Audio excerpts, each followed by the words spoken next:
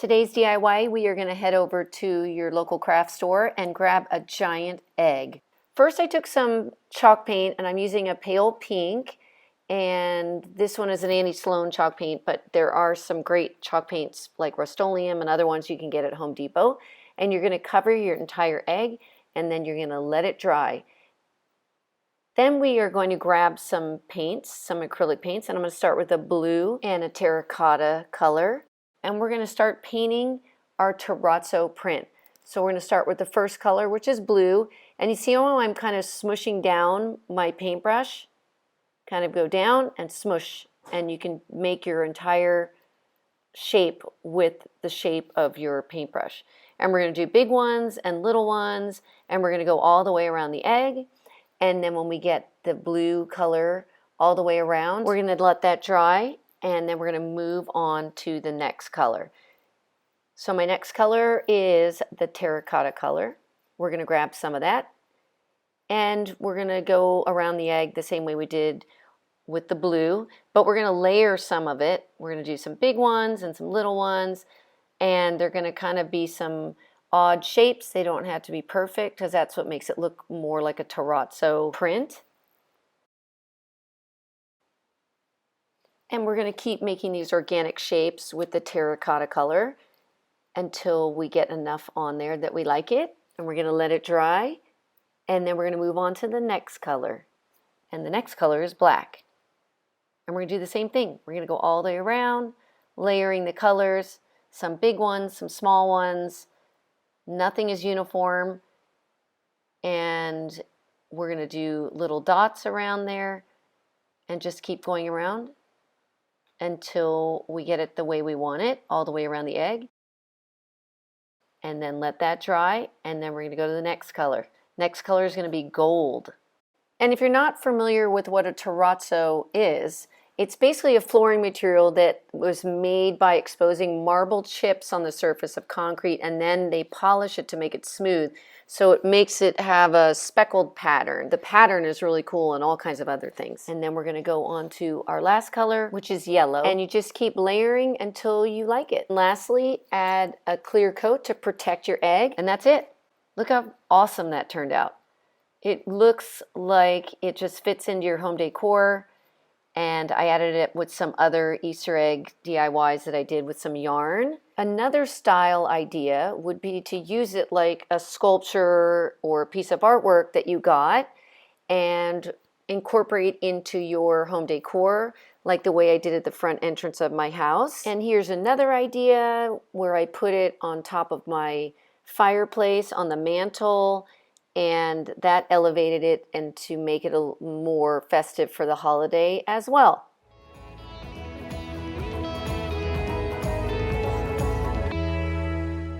Okay, so I've prepped these three already on the inside, but let's talk about how to do that. So this is my bigger egg, and I'm gonna just go ahead and use some avocado oil. It's just like a muffin pan or when you're baking any of your baked goods. You want to go ahead and put some oil in there. You could use cooking spray if you prefer that. I'm not a chemical girl, so I like using more natural products. But you just want to go ahead and coat all of your molds so that when the concrete is done, it'll come out nice and easy. So all of these are now prepped, so I'm gonna go ahead and put them all back together. Now, as I put this last one together, let me explain that you could try to put the concrete in two of these, but putting it together in the end would make maybe kind of a mess and hard for you to get the thing together. Like right now, I'm struggling a little bit to get that one together. I could have a big mess. So you want to put them all together is usually my recommendation. And then we're going to go ahead and reinforce them just a little bit more. So I'm a big fan of gaffer's tape, but you could use a tape of your choice. Gaffer's tape is a fabric tape. And what's great about it is it adheres really nicely, as strong as other tapes that you're familiar with.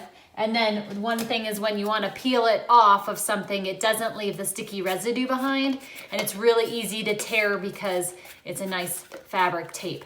So there we go. We're going to tape all of our molds just for a little extra reinforcement to make sure they don't fall apart in the process. Now we need a way to get the concrete inside. So on the bottom here, you have a few options. You could drill a hole, but I'm going to use this really cool product from Plaid. This is called a wood burning tool, but it comes with this cool razor blade on the edge. Lots of options, so you could wood burn or do this, and this works great for foam pumpkins as well. So all you do is just set this little razor blade on there and wait for it to kind of melt through the plastic. And then you slowly just kind of work its way. You can either hold it and it will slide, or you can kind of saw it if you want. So the choice is really yours. And you just kind of just take your time going around. I'm just gonna follow this nice little edge that is already there. In the comments, I would love to know, what is your favorite season? I am a big summer and fall person. I love the beauty of winter, but I don't like being cold. So if I can view winter from the inside, I'm a huge fan. But other than that, I don't like to be cold at all. I grew up in Minnesota and moved to Colorado, and I think I've had my share of the cold weather for sure. Okay, and we're just gonna finish this up a little bit here, and it's just gonna come right out. And you'll just pull that piece out. It's just a little stuck, so I might have missed a spot. There we go, just like that. Now our mold is ready. So here's a little bit of a closer look. I didn't mind a big opening. That's gonna help me get the concrete in there, and this will be the bottom. So if it ends up a little rough, it's okay. So now it's time to mix the concrete, and I'm just gonna use an old ice cream bucket. Now, this concrete is not very expensive, which is nice. And it does have rocks in it, you'll notice that. And then you're gonna add water to the mixture. And then you're gonna start mixing it up. Now sometimes I use a spoon, or this is one of my gardening tools.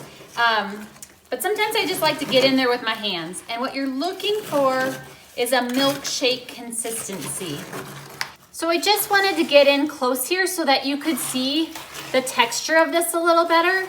Again, I use gloves. Sometimes I can just feel everything a little better and mix it up. And gloves, you know, are reasonable. Don't wash any of this down your sinks. Make sure to clean it out outside. This is concrete after all. But I just wanted you to be able to see this nice milkshake texture that we're going for. And this is pretty good now, and now I'm gonna go ahead and fill the molds with this.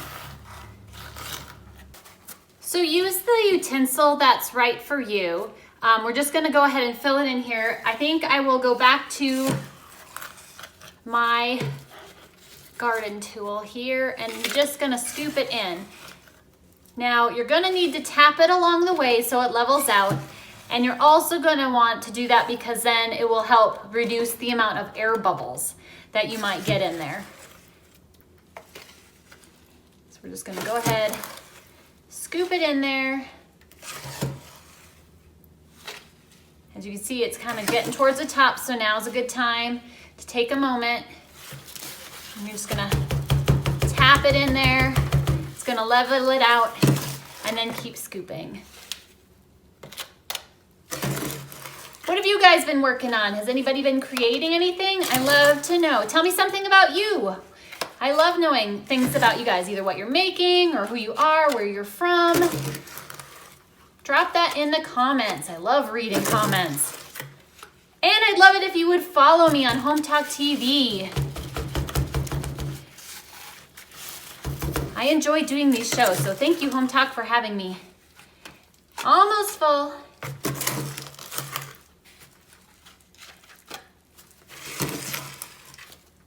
There we go. I'm gonna tap it, get that down in there.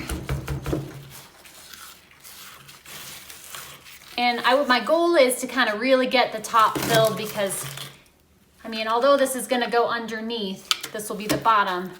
You kind of want your egg to be solid in there, and you don't want any air bubbles. So you definitely want it to get all the way to the top. And then once you get it full like this, I'll go ahead and fill the other two. But once you get them full like this, you're gonna let them set. They need to set up. It doesn't usually take very long. Sometimes I leave them overnight. Okay, these have sat for about 2 hours, I would say, maybe a little bit more. You sometimes have to get a little knife in here to separate your eggs to get them to come out. Sometimes they get a little stuck in there, but if you use a knife or a screwdriver, you can generally get them out. If you can get that side to come off first, it makes it a lot easier because this side you can use your thumbs to push down and get it the rest of the way out. So here it is. Here's the concrete egg. What do you guys think? Tell me in the comments what you think. There's an edge here that's from the places coming together. So it's pretty firm, but it's a little damp. So you can sand this edge down to make it a little more smooth, but let me show you how the other eggs turned out as well. Here are all 3 eggs out of the mold. And you'll see that some of them are a little darker gray. As they dry, they'll lighten up. And just to show you what some sanding might look like, I've just got a little sanding block here, and you're just going to smooth it out. And then once you've got it kind of to the look you want, now if you're gonna leave them concrete and you don't want, you know, some of the scratches, you just go get your hand a little wet and smooth that concrete over, and it looks nice and smooth. Or leave them as they are, or maybe you're gonna paint them, so that won't matter. Now that they're all sanded, I'm gonna go ahead and let them dry completely before moving on to the next step. Now that it's dry, we're gonna go ahead and paint it, and I'm gonna use Home Decor chalk paint from Folk Art in the color Glacier to get started with the big one here.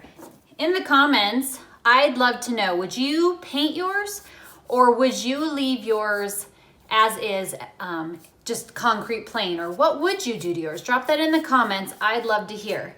And if you're wondering more about this paint, feel free to go ahead and check out the materials link. We'll be dropping the items we're using today in the materials link.